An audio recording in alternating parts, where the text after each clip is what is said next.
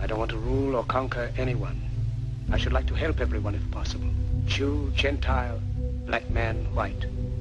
We all want to help one another. Human beings are like that.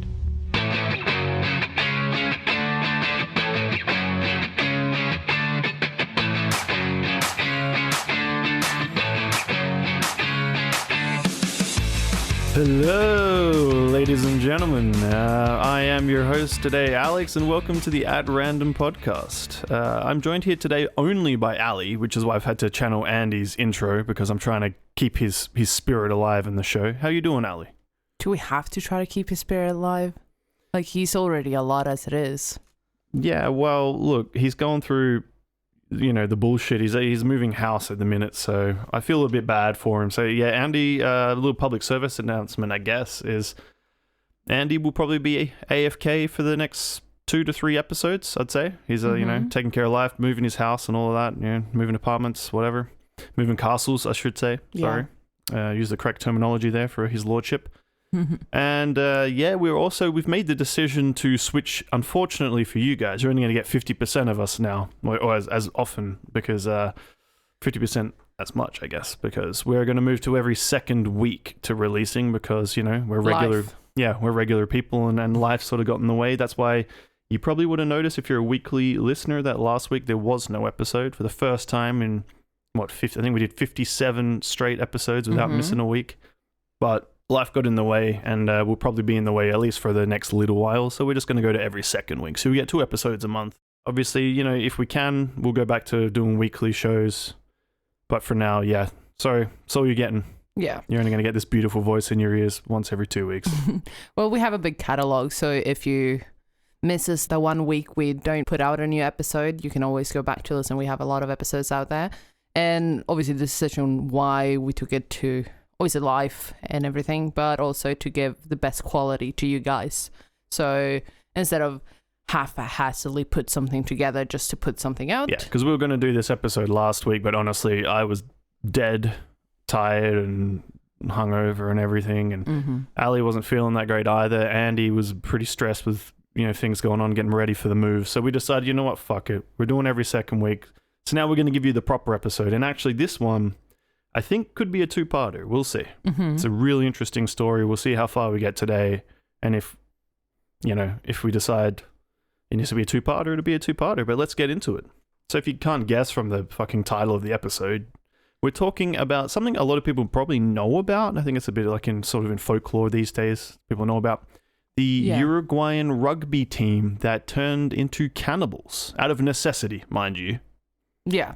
But we're going to talk about the events, like how it happened, why it happened. Why did it lead up to what? Exactly. This historical thing that happened that everyone knows pretty much. So we're going to go through sort of basically everything, the whole timeline, and sort of dig into it. Because I made a joke the other week that I was going to do an air crash investigation. It turns out this happened because of a plane crash, but that's not really the focus of this. The focus really is on the survival story. Because the shit they went through was incredible. Yeah. It's a tough story when you actually get into it and all the shit they went through. Yeah, but and just keep listening and you'll find out. Yeah, let's get into it. So, as I said, it's about the Uruguayan rugby team. I called this the Uruguayan Rugby Cannibals. It's a bit of a, facetious naming. They shouldn't really be known as that. They were just survivors, to be honest, of a terrible situation. But let's get into it. This all happened on October 13th, 1972. So 39 years ago, as of the recording. Basically, it was a Uruguayan rugby union team from Montevideo.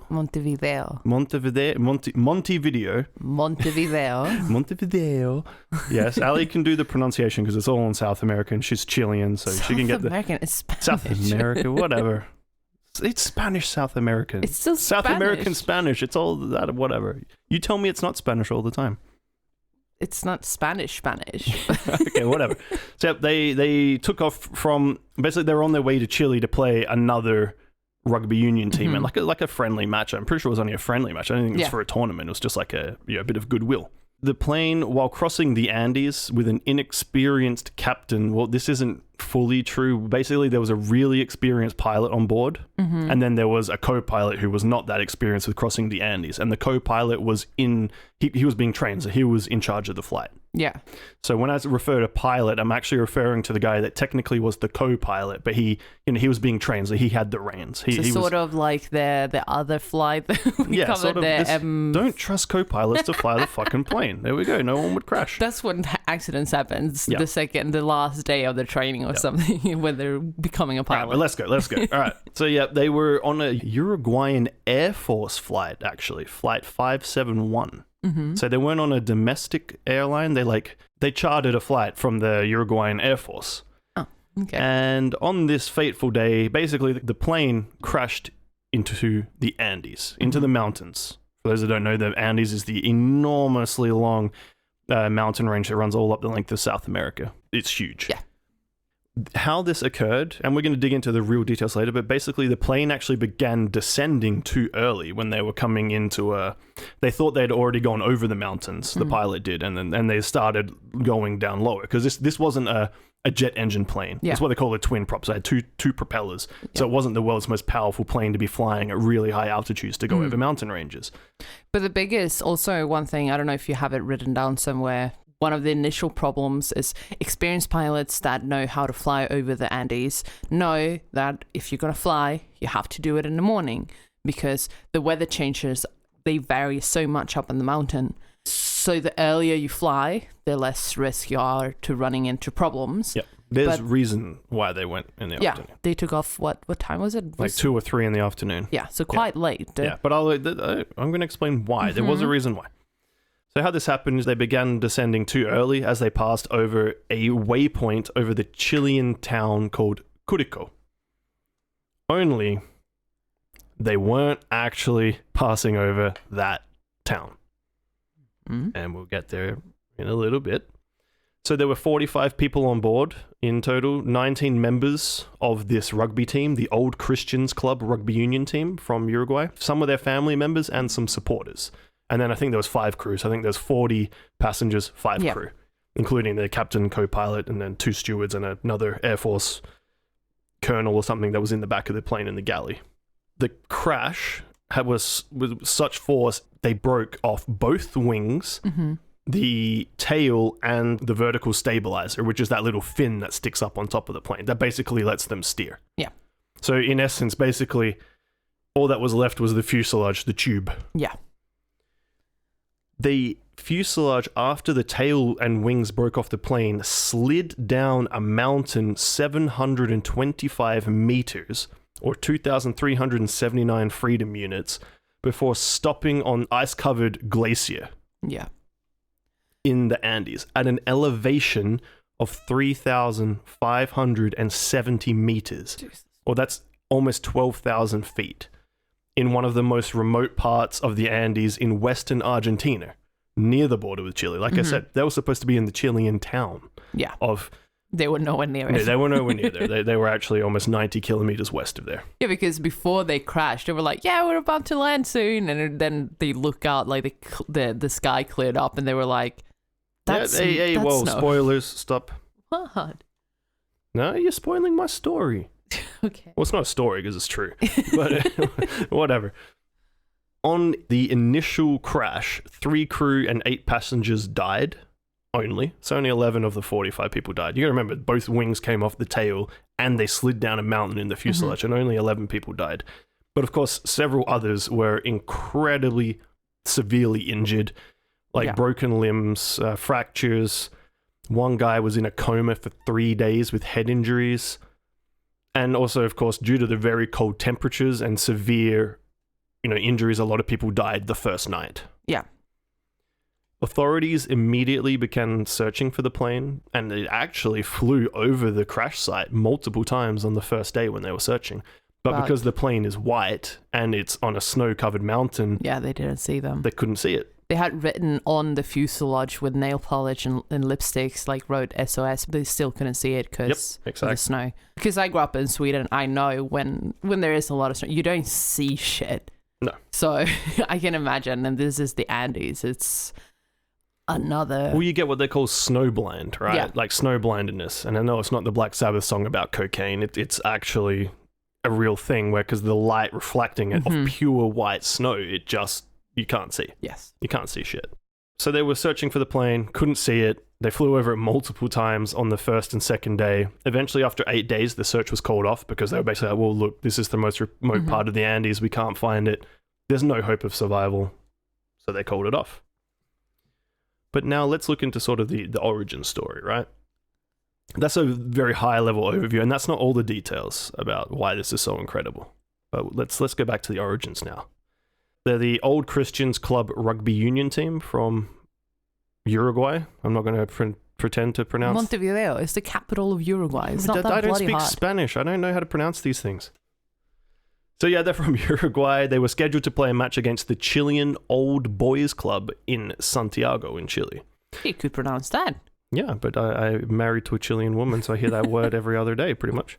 And my brother's name. Yeah, and your brother is called that. The club president scheduled the Uruguayan Air Force plane to fly them over the team. The plane actually departed the day before on October 12th and was supposed to arrive on that day, but due to a big storm over the Andes, it forced them to redirect and divert to Mendoza in Argentina. Yeah. And this is where, going back to what you said before about like flying in the morning, right, over the Andes, pilots should know this. There is actually a direct 200-kilometer route from Mendoza to Santiago that flies directly over the Andes. Yeah. The problem in this case is because it requires an altitude of 25 to 26,000 feet. The aircraft's absolute maximum altitude it can fly is 28,000 feet, or 8,500 meters. But because the plane was basically full with passengers and luggage, it was kind of difficult to know how to fuel the plane enough and get everything right. So the pilots decided to fly a much longer route, which is 600 kilometers in length, where they actually go south, almost to the southern tip of Chile and Argentina, and then go around the mountains and come back up north. Okay. And the reason they had to wait all morning, they wanted to go in the morning, but because of the storm the day before, there was still a lot of bad weather around in the mountains and a lot of thick cloud and stuff. So they had to wait for that to clear, because they still had to go over some parts of the Andes, but just not as tall, like mountain peaks. Yeah. It was just a lower section. But still, an experienced pilot would still say no, because apparently the passengers were pushing to do the flight. Yeah. Because they want to just get to it's already been a day delayed. They just want to play their rugby, have a few drinks and go home. Yeah, but at the end of the day, it's like, as a pilot, you should know that, no, this is dangerous territory. You shouldn't go into that. Well, yeah, that's true. But like, let's dig into the crash. So we know they took off. It took an extra day. The day they actually crashed was the day after they were supposed to have even been in Chile to begin with. So how did the crash happen, right? Like we know they hit the mountain, but how does this occur? How do you crash into a giant fucking mountain? Quite simply, because as I said before, they were training the co-pilot, and he was very inexperienced at flying over the Andes, whereas the actual captain, he's done it about 29 times. He's flown about 11,000 hours. He's an Air Force colonel, very experienced guy. But he was letting this guy take the controls. One big problem straight off the bat, the aircraft, I didn't write down the model because whatever, I don't think we have aircraft people listening to this. Like I said, it's a twin propeller plane, but right off the bat, one of the biggest problems is that at the time, it was pretty much regarded by all the pilots as being very underpowered. Okay. And it had the nickname the Lead Sled. So basically, they thought this plane was a piece of shit. Fuck. Is basically what I got. Like, I think the pilots flying this was like the shit pilots. They're like, yeah, you get the dog shit plane. Okay. There was very poor visibility due to the storm that was there for the previous day, as I said before. So they were basically doing what they call instrument flying, because they could not see out of the plane because they were in fog. So they have to trust their readings on their coordinates and things like that. But again, this is the 70s, early 70s. So they're not. It's not like a modern plane. There. Yeah, the technology's not quite there, right? And yeah, so because they couldn't fly visually, they were relying on these instruments. And the instruments were correct. They all worked. But for whatever reason, the co-pilot, so the guy actually flying the plane, contacted air traffic control in Chile, saying that they would pass over Curicó in 1 minute. They were actually approximately 11 minutes away from that town. because that's what they call the waypoint. So they were going to pass over that waypoint and then they were going to turn north to go up to Santiago. Yeah. They weren't actually stopping there. They're, like in flying, right? They have like sort of kind of like highways, right? Like certain zones that you usually fly. So you go from waypoint to waypoint using the coordinates. So yeah, he was off by 10 minutes. He was actually 10 minutes back from where he thought he was. Yeah. And all the instruments were correct, so that baffled investigators as to why he know. Thought that they were there. Yeah. And that really shouldn't even matter if you're an experienced pilot or not. Like, in terms of flying over the Andes, like, you should know how to read your fucking instruments, I would hope. Should be like flying 101. But doesn't, like, the other pilot that is technically the one that has flown before, that had 29 flights over the Andes under his belt. Yeah. Wouldn't he have noticed that this guy is doing something wrong? The thing is, right, so there's no black box, again, early 70s on a twin prop, like, propeller plane. I don't think they had a black box or anything to get flight recordings. I'm pretty confident myself in saying he probably just let the guy fly the plane and he was probably in the cabin or something. I'm purely speculating. I don't know. Yeah. Well, I that's haven't read. Comforting thought. There's a bunch of books written by survivors from this, by the way. So, like, maybe one of them has said, I just haven't come across it because I didn't want to focus too much on that side of things. But yeah, I have a suspicion that's probably what was happening. Or the pilot just kind of trusted the guy. Which, again, like, in normal flying, they should be double checking each other. But didn't happen. So anyway, like I said, he thought he was 1 minute away from the place. Then in 3 minutes later, he calls Santiago's air traffic control again to say that, hey, now we've passed Curico and requested to descend, to lower the altitude a bit because it's not that far from Santiago. So, they're starting to prepare to sort of gradually come down to come into land. The air traffic control, though, because again, they don't have sophisticated radar like we have today. Yeah, they just took the guy's word for it that he's gone over that waypoint and gave him permission to descend and start turning north. Not knowing that he was actually still over the Andes, and he gave him permission to descend to 11,500 feet, which is 3,500 meters. If anyone knows shit about the Andes, they're fucking big mountains. Yep. So later analysis showed that not only did the pilot turn too early, they also actually had the wrong heading. They were supposed to go like 40 I think they're going to go like 40 degrees or something, but he was going like 14 degrees north. Jesus. And he was also 60 or 70 kilometers west of where he was supposed to have even been turning in the first place. Who trained this idiot? I'm sorry. I don't know, man. Maybe he was digging into the rum on the flight or something. So, yeah, as he started turning north, and if anyone, it's just logic, right? Like, mountains create wind shear. Yeah. Right? So you get big wind tunnels going through really tall mountains, right? It's the same thing. You go to any big city, big tall buildings, right? It's usually super windy down in ground level on a windy day because they sort of funnel all the air. So the plane hit severe turbulence, like really bad, throwing the plane up, down, left, right. The players on the flight were actually joking about the turbulence for a little while before eventually they got low enough that they got out of the cloud. And some of the passengers were like, hey, the mountain's like really close. Yeah. And one of the survivors, I think he survived anyway, I'm pretty sure he did. Who? Nando Prado, yeah, he survived. So he is quoted as saying, that was probably the moment the pilot saw the black ridge rising dead ahead. As in, that's probably the moment when the pilot realized, oh fuck, there's a mountain right in front of me. The pilot immediately began to climb, with the plane to the point the plane was nearly vertical and began stalling. And what stalling means is that you're going your angle's too steep, either up or down, so that there's no air that goes under the wing because of course planes aren't really supposed to fly, right? They rely on the aerodynamics of the wing to kind of push air underneath to keep them up. Yeah, so if you go too steep, basically the plane begins to do what they call stalling, which is not an engine like a car stall. It's literally, there's no air going over the wing and they can actually just fall out of the sky. So it basically began stalling and shaking violently.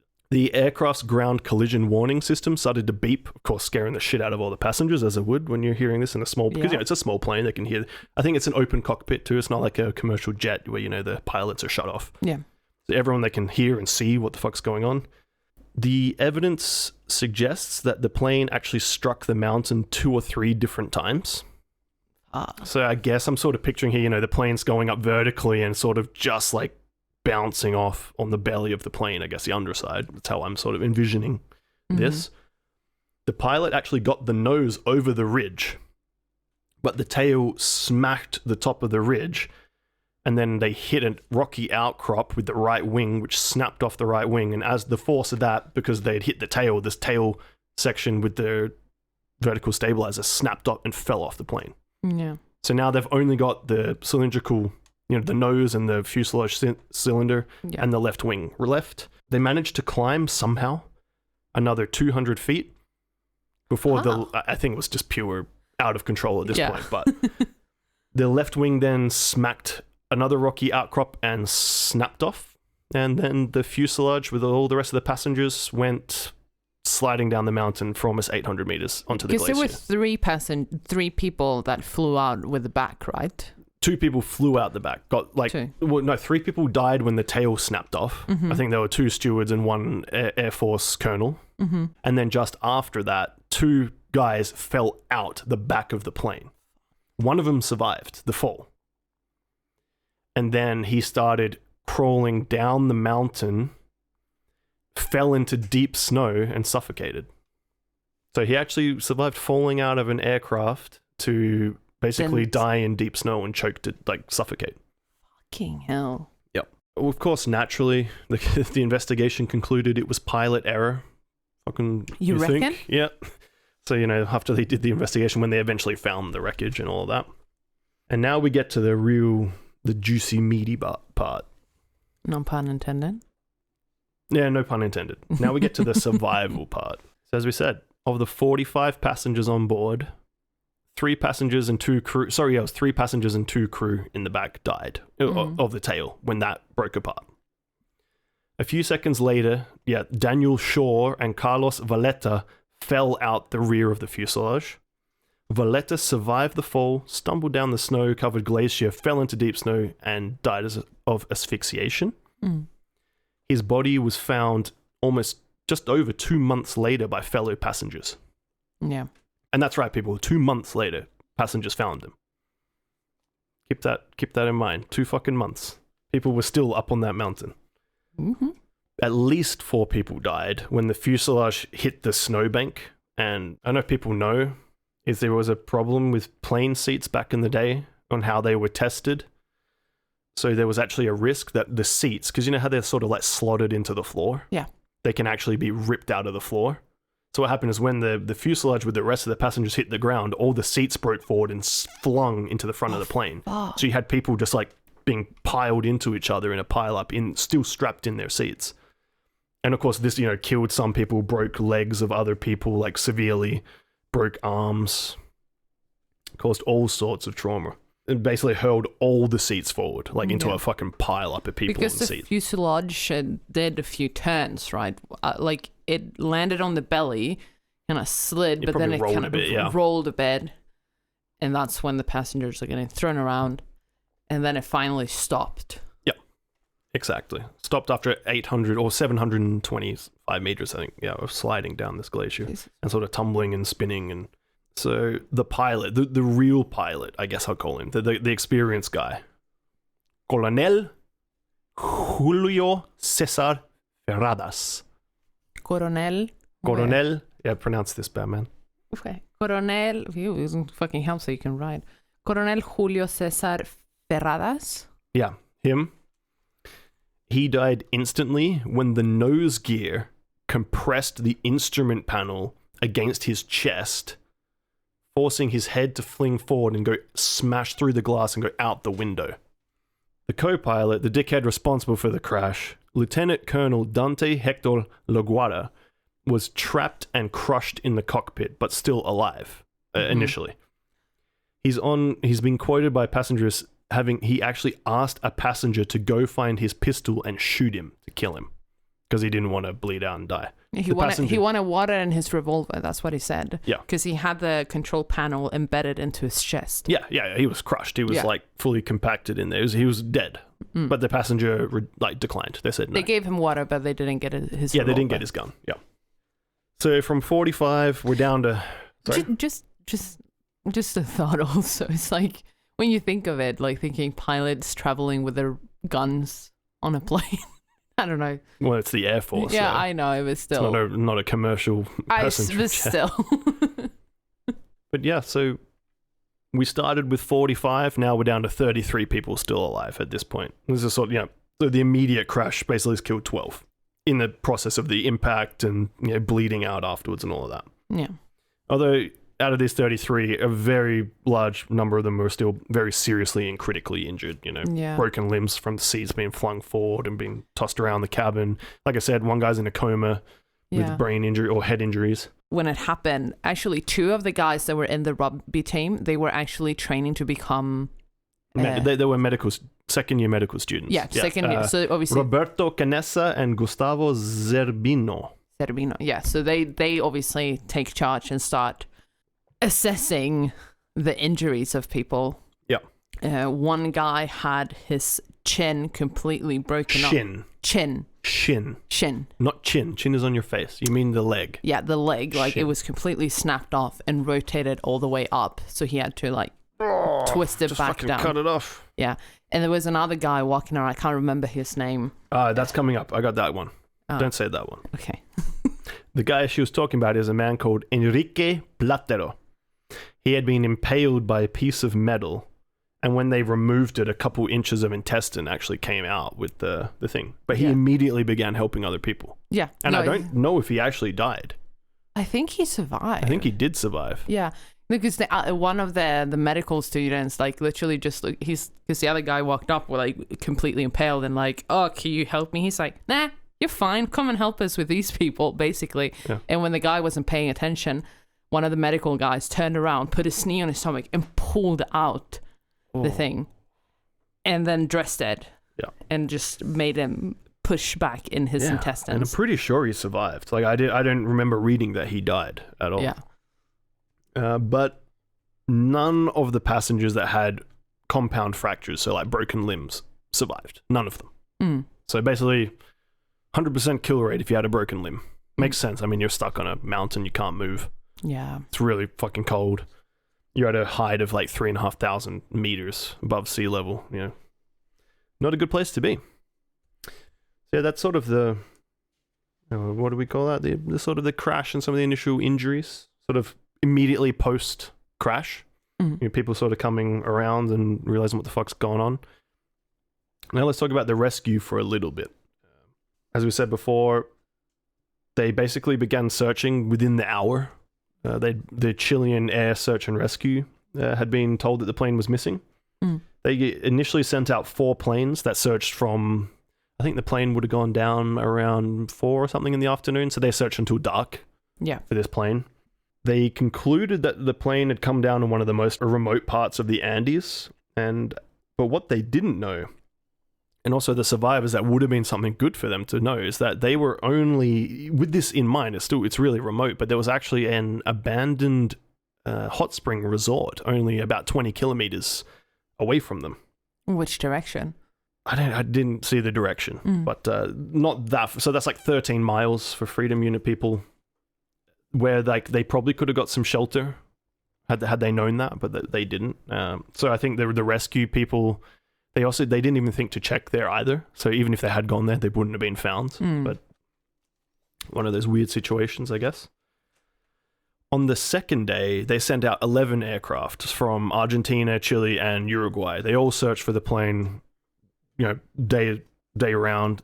As you said before, the survivors used, I read only lipstick, not nail polish. Yeah. But they used lipstick that they found in luggage to write SOS on the fuselage of the plane. But they basically gave up because they realized they didn't have enough to actually make it visible from the air. Because, obviously they're probably not going to be flying 20 meters overhead, right? So, yeah, but, they were pretty inventive, these guys, to be honest. As we get into it, they thought outside the box on a lot of situations. On the 21st of October, so this is 8 days later, the search was called off, concluding that, there was no hope. No way anyone survived this crash. We don't know where the plane is. It's in the middle of the Andes. It gets down to negative 30 degrees Celsius overnight, or negative 22 Fahrenheit, because they're sort of just coming out of winter. It's late spring, I guess, at that point. But obviously spring in the Andes 3,500 meters above sea Still level. fucking It's cold. still fucking cold. Doesn't matter. Yeah, so it was -30 or -22 Fahrenheit overnight. They were surviving in, these people. Going back to the survivors story now, right? What happened next? On the first night, another 5 people, including the co-pilot, died. So now we're down to like 28 people alive. The survivors actually used some debris, so like the seat cushions and luggage and stuff, to make like a really basic shelter inside the fuselage of the plane that was left, like the shell of the plane. 27 people crammed into an area of broken fuselage that was 2.5 meters by 3 meters. Jesus. That is 8 foot by 2 inches by 9 foot 10 inches. 27 people. That's like, our bed is 1.8 meters by like 2.1. It's like 50% bigger than our area of our fucking bed, and there's 2 of us and we barely fucking fit on it. Jesus. Yeah, the nights were dropped to -30. Most of the team members had never even seen snow, because, you know, the city they're from in Uruguay is like on the beach. Yeah. You know, it's quite warm, it's quite nice. And yeah, they'd never experienced, none of them had experienced this altitude. Like I said, it's 3,500 meters. Like, a lot of people get sick from altitude sickness at that sort of, because the air's so thin. And especially in a really dry, like, I don't know, people, if you've ever been in the really cold, but it can be kind of almost hard to breathe when it's really cold, because it's so dry and it's so cold. And then you add the altitude on top of that, which like shortens your breath because you don't get enough oxygen, like as you would down closer to sea level. So if you're not used to being up in altitude, it's a different way of breathing completely and total. Like, it's a lifestyle getting used to that sort of altitude. Yeah, well, like a lot of the tribes, or like locals in like Bolivia and stuff, they chew coca leaves, don't they? Yeah. Because that stops with altitude sickness. Yeah. Too bad these guys didn't have that, unfortunately. Unfortunately, they're on top of a glacier, and we're going to get there a bit later, but there's fucking nothing there. It's like desolate. But like, so I said before, like, these people were pretty crafty, right? So one of the survivors, a man called Roy Harley. And it's important to know, so this is a rugby union team. So for most people, if you don't know, you know, of course, rugby is a very sort of British sport, right? And on these teams, there was a lot of British, like, expatriate influence. So this guy, I'm pretty sure he was like a British expat who was playing for this Uruguayan team called Roy Harley. He actually made an antenna using electrical cable that they just basically took from the plane, like a really long one. He made like I can't remember, I don't know the length, but apparently it was huge. And on the 11th day, the survivors actually heard the news that the search had been called off. So at that point, you know, everyone's basically like, well, we're fucked. The one guy, after they've basically found out, you know, everyone's desolate, like they're distraught. Like, fuck, well, yeah, we're all dead except for one man. Nando Prado. He basically said, "This is good news." And everyone looked at him, and someone angrily yelled at him, like, what the hell? How is this good news? And he said, because now we know that we have to get out of here on our own. Yeah. Basically, like, you know, a go-get-'em attitude. Yeah. And they sort of think that the courage of this guy, like, and keep in mind, most of these people are like, they're in their early 20s, they're like 21 or something. Yeah, they're like, you know, students. Most of them are students to just play rugby, like, you know, in their spare time away from studying. So yeah, they thought like the courage of this young man to sort of say that when the other 26 people were distraught was like sort of kept them together in a way. Yeah. So when the initial crash happened, and after the first night and everything, the ones that took in charge is the team captain. His name was Carlos something, I can't remember.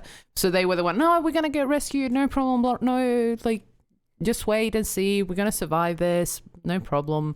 And then when they hear the news, obviously, even they lost faith at this point, and they were like, no, we're going to die. Like, and that's when Nando steps in and like... The captain was Marcelo Perez. Marcelo Perez. Yeah. Okay, yeah. Who the fuck was Carlos then? Okay, that was another guy. That's why I didn't bother with names. There's too many. No one's going to fucking remember them anyway. So they were the one, obviously, initially that were, when after the crash, were like, no, we're going to survive, we're going to get rescued.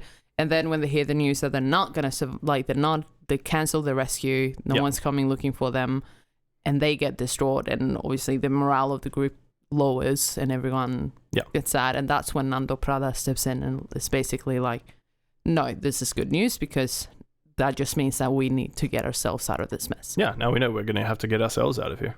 Spoiler alert, they kind of did, but we're not there yet. So you're probably wondering maybe at this point, like, how much food do these people have, right? Like, planes crashed. It's only a small shitty plane, not loaded with people, probably not that much food. The survivors managed to salvage from the wreckage 8 chocolate bars, a tin of mussels, 3 jars of jam, a few dates, some candies, some dried plums, and several bottles of wine. Isn't it 2 cans of mussels? I read 1. Okay? And we're going with what I read because it's my episode. They split this over the 27 people that were still alive for the first several days to make it last as long as possible. Nando Prado, I can't remember pronounce his name, Prado, he ate a single chocolate-covered peanut in 3 days. Jesus Christ. And keep in mind, you're in negative 30 degrees. Your body burns calories, and you're recovering from injuries or shock. And he ate a single chocolate-covered peanut in 3 days. I would die if I ate that in 1 day. Yeah. Like, straight up. Like, as I sort of alluded to before, like, this is a very desolate, they're on a glacier in the middle of the mountains. There is no vegetation. There's no animals. It's literally snow, some ice, a couple of rocks, and some more snow. For as far as you can see. So there's no, going down to the forest and getting some berries or, eating fucking leaves or anything. Just doesn't exist. There are no trees. The food managed to last them a week. That's incredible. Yeah. Some actually tried to eat cotton and leather from the plane seating, but obviously that just kind of made them sicker. Yeah. But, I guess when you're desperate and starving, you look to whatever. And I guess they're sort of natural materials, sort of treated with chemicals, but yeah, whatever. I guess when you're desperate, you'll eat whatever. So at this point, they know that there's no rescuers, they have no food. Yeah. So those that were still alive agreed that basically if they died, the others can eat them so that they can live. Yeah. So it was mentioned by one of them, I think it was on the 10th or 9th day, so before they get the news that no one's coming to rescue them, just casually mentions that we should eat the pilots because they were the ones that got us into this mess to begin with. Yeah. And then obviously when they hear the news that no one is coming to help them, they're like, that doesn't sound like such a bad idea. No, exactly. So that's precisely what they did. They started to eat the bodies first of the pilots and then eventually of teammates and loved ones. Yeah. Which you can imagine is, pretty horrific. But you got to do what you got to do, right? Yeah. So the guy, Nando Prado, the guy that is like, basically, no, we have to get ourselves out of this mess. He had his mom and his sister on the plane. Yeah. So first his mom died in the initial crash or just after. And his sister survived for a few days. 8 days, I think. Yeah, but then she also passed away. Yeah. I actually think Parado was the guy who had the coma, who was in the coma for 3 days. Was it? Yeah. He had a skull fracture. He had been in the coma for the first 3 days, and now he's fucking leading him. And then surviving on a bloody peanut on 3 days. And survived for a peanut in 3 days after that, and then just kept on keeping on, kept them all alive. Jesus. I think he wrote a book too. Yeah. I think it would be really interesting to read about this. Yeah. An important thing, obviously, they, during this time when they're still waiting, they make themselves having tasks of people trying to scavenge the wreckage of the plane while they have left. And then you have some group that were going out finding clean snow. So snow that wasn't blood covered, oil or whatever. Contaminated. By the nature or the crew members themselves, obviously. So they could make clean water because someone find out how to make it. He used a metal plate and like the reflectiveness off the sun and off the snow, and then they would like angle it and channel it into snow to like melt the snow to make water. Like I said, they're very industrial. They're very creative people. Yeah. And then obviously when they started, they settle into the thought of we have to eat our dead to survive. Yeah. First of all, someone rationalized it as in, but this is sort of like the Holy Communion. So Jesus gave his what? Not fully. One of the people on the flight, the only female remaining that was alive. Yeah, everyone saw like a mother figure. Yeah, she was deeply religious, so she was very anti-eating it. So to sell her on, basically to keep her alive, they told her it's like the ultimate Holy Communion. You have to, like, you know, to convince her to eat or she's going to die anyway. So that's how that came about. Okay. Because they were convincing her, like, it's okay. Like, it's the holiest of communion. Eat. Yeah. Or you're going to die. Yeah. But so obviously they divided people, like a small group would go out and collect the meat. Well, the bodies. The bodies. Really. No, they would go to different places. So obviously the other people that were going to eat the meat wouldn't know which body it was coming from. Yeah, Canessa, one of the medical students, he took a broken piece of glass from the plane windshield and used that to cut up strips of meat off the bodies. Yeah, and then put it on the fuselage roof to dry. Yeah, they would dry it, so they weren't eating just like frozen meat. Yeah. Or flesh. Yeah, but so that's it's still quite genius how they still divided the groups and you do this and you do this, and everyone knew that the people that were the ones getting the meat, they were respected in a sense because obviously they were the ones that knew which body they were eating from, and they were quite, in a sense, resourceful because they would finish an entire body before eating another body. Yeah, well, it makes sense. You don't know how long you're going to be up there, right? Yeah, but in a sense, like usually we're like, you get past the point. It's like, okay, we're doing this. Now we can not feel bad and sick and stuff. So wouldn't you stuff your face almost in a sense? You're still eating dead people. Yeah, I know. I think. Once you get past that. Yeah, but it's a very taboo thing, and you still, like I said, some of these people were religious. One was deeply religious and very anti. Some people even had initially like trouble keeping it down. They'd eat and just vomit. Yeah, because you know the sickness to them of feeling like you ate another human, they just couldn't do it. You mentioned before the bodies of Parrado's mother and sister. They were like protected. They were off limits. No one ever ate them. I think out of respect for him, basically. Yeah, was why no one ate. I think he asked them not to eat them, and no one ever did. No one ever like considered doing it out of like respect for him. Initially as well, like they only started with flesh, you know, like skin and the meat of humans. Because eventually they realized like, shit, we have to start eating organs. So they started eating like hearts and lungs and livers and brains. Yeah. Because, you know, there's only so much food. They're still there weeks later. Yeah. So you've got to eat everything. So we say like the body has a lot of fat. Yeah. So they would take off the fat caps. Yeah. Basically, put them on the roof, and once the fat builded across and on top of it, that's when they would eat it. Yeah. Because usually, when you think meat, you would want to eat the red meat. There's a lot of body parts to any mammal or any animal in general. So obviously, initially you would disregard organs and stuff like that, but then they started thinking, but you get more nutrition if you eat like the liver and the kidneys. Yes. Exactly. So that's sort of, the part about being cannibals, right? Where in the story, they did it purely to survive. And I haven't said it, I don't think yet in this episode, but these people survived for 72 days. Yeah. 10 weeks they survived. In the Andes. On top of a mountain, eating dead people. It's fucking incredible. It is. But the story doesn't end here. So we're going to just a little bit extra for this episode, and I think next episode we'll get into the how they got found, because that's like a whole fucking adventure in itself. Yeah. So 17 days after the crash, like you think these people have been through a lot, right? Now they're eating their dead loved ones and relatives and teammates.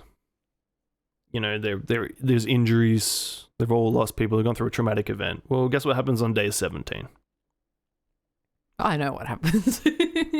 Near midnight on October 29, an avalanche struck the aircraft as the survivors were sleeping. It filled the fuselage and killed 8 of them. Yeah. And they were trapped.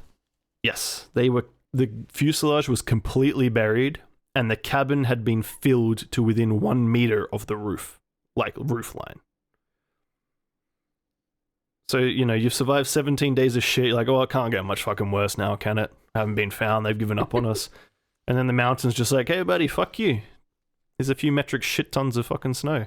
But being a quick thinker, so of course you're thinking, well, right, they're trapped in a fuselage with a meter of space. That's like 3 feet for Americans, right? It's not a lot. And you got 20 odd people in here. You're going to run out of air because there's no, it's completely packed in. Yeah.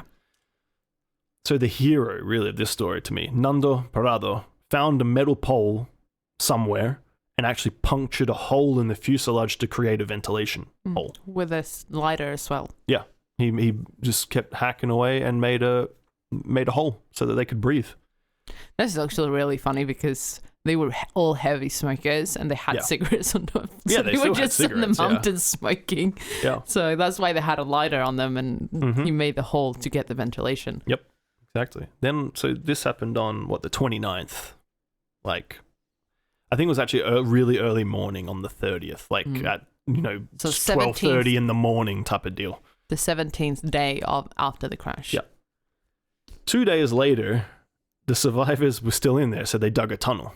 They were in this 1 meter thing buried in snow for basically 2 full days, 48 hours. But that's the thing is when he poked the hole through, he realized there's a storm outside. So even if they were to get out of there, they were not protected by anything. You're jumping ahead. That's not true. It is true. It's kind of true, but not fully true. Because it's actually on October 31st, after digging the tunnel from the cockpit to the surface, that they realized there was a blizzard. Okay. A really ferocious blizzard. So this was 2 and a bit days after being buried in the plane. So then they had to go back inside the fuselage to wait out the storm. So in total, they were trapped there for 3 days with a meter of headroom and 1 little ventilation hole, and next to their 8 dead people. So there's 19 people alive at this point. There's 8 dead guys next to them. They can't do anything. They're just trapped there next to their dead loved ones. Well, they started eating them. Well, they had to.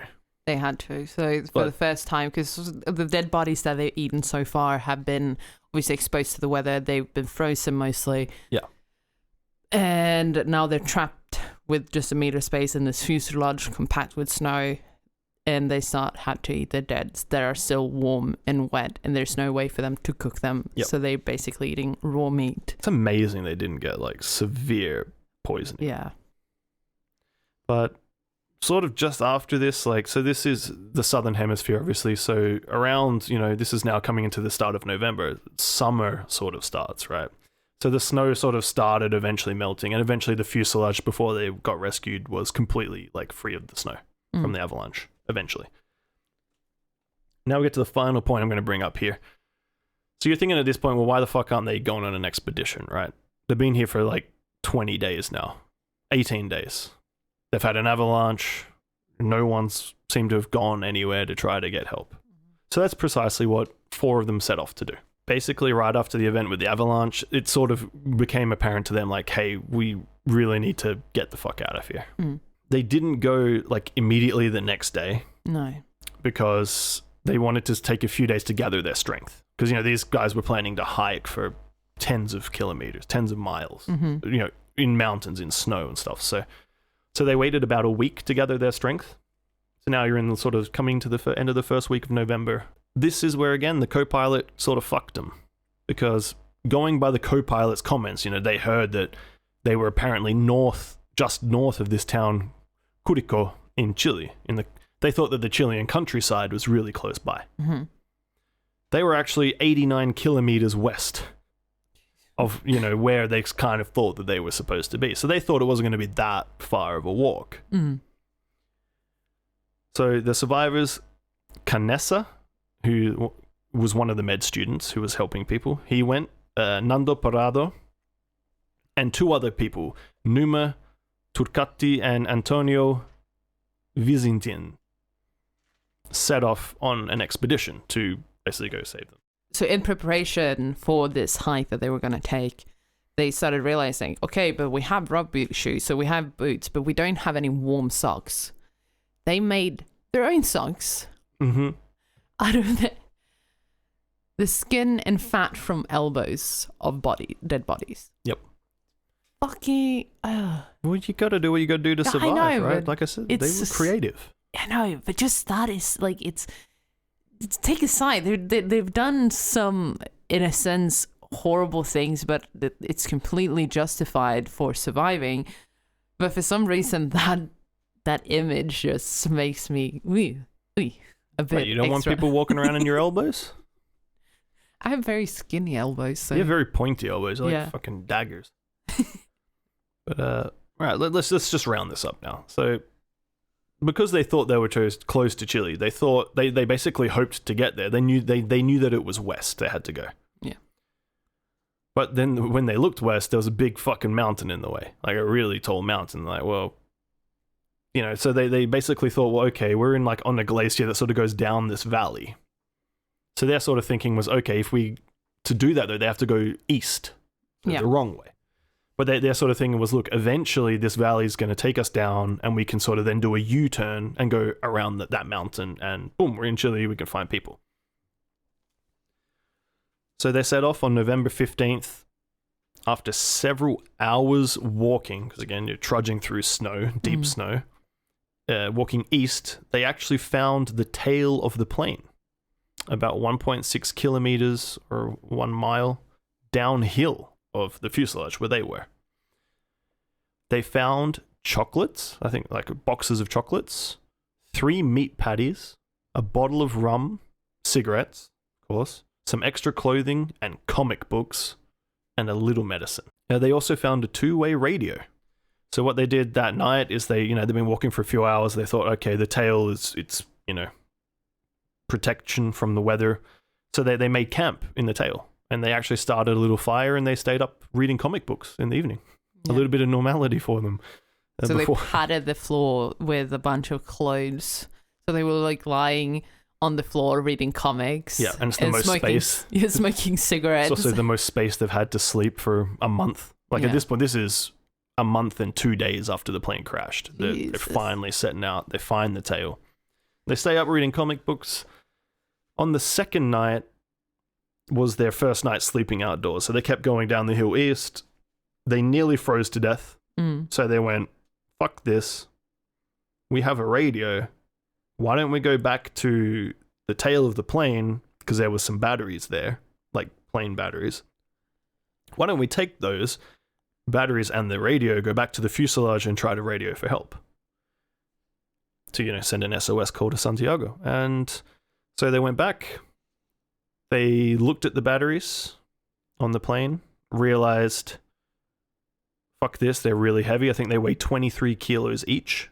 Jesus. And, they got to take this upper snow-covered mountain 1.6 kilometers. So they were like, no. Why don't we go get this Roy guy, the guy that built the antenna before? Yeah. Can't remember, Roy Hartley, I think it was. They went, let's get him, because he was like an amateur electronics sort of guy. Like he had a bit of a hobby for creating things like. So they got him and said, let's bring him back with us.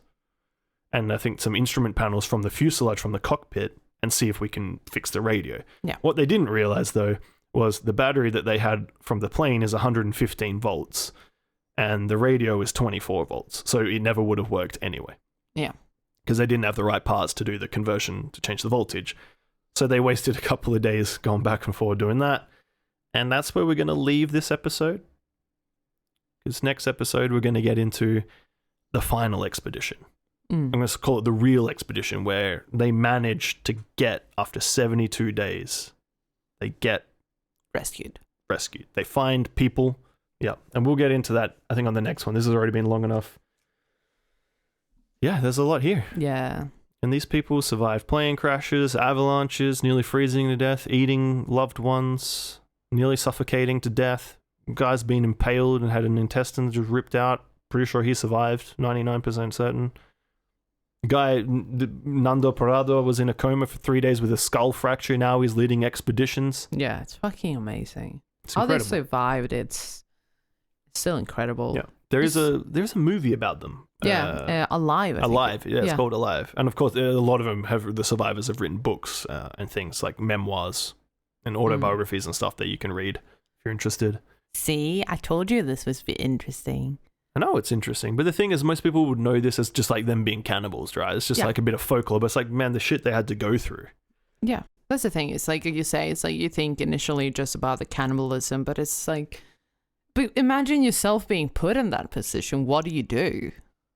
It's Eat like dead people and wear their elbows as socks. Probably the same that these people did, to be honest.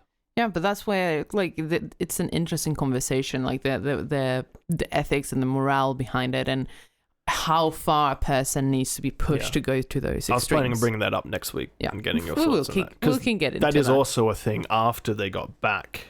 We'll get into it next week. We'll get into it, yeah. So I hope you found it interesting. I hope you'll come back for part 2, where we sort of tie this one up. There's a lot there, a lot to sort of get through. Yeah. Obviously, I could have gone in way more detail, but then it'd be like a whole fucking dedicated podcast to getting into, all the different people's backstories and this and that. So try to sort of go over it at a reasonable pace. Yeah. But yeah, I hope you enjoyed it. I hope you found it interesting. And this is our first part of Cannibals. Cannibals on a plane. Yeah. I guess. Yeah. And also, like we said, we're going to be uploading every other week, so our schedule is a bit different. But we appreciate the people that stick around and listen to it. And you can join our Discord. We usually record on Discord. Obviously, we're doing this on a different time because it's just the two of us at the moment. But otherwise, we record live, basically, where you can come and watch us live while we record. Yeah. On our Discord. That will be linked in the description down below. Yeah. And you can find us on Instagram at @random.podcast. So at.random.podcast. And on Twitter, we are at_randompod. And with that one, I hope Andy's listening to this, and go fuck yourself, buddy. Yeah.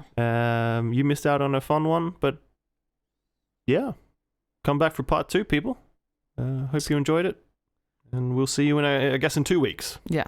See you in 2 weeks for more cannibalistic stories and so much more, because it's a lot. Yes, it's a very rich story, but we'll save that for part 2. All right, let's go. Okay. See you later. Bye. Bye.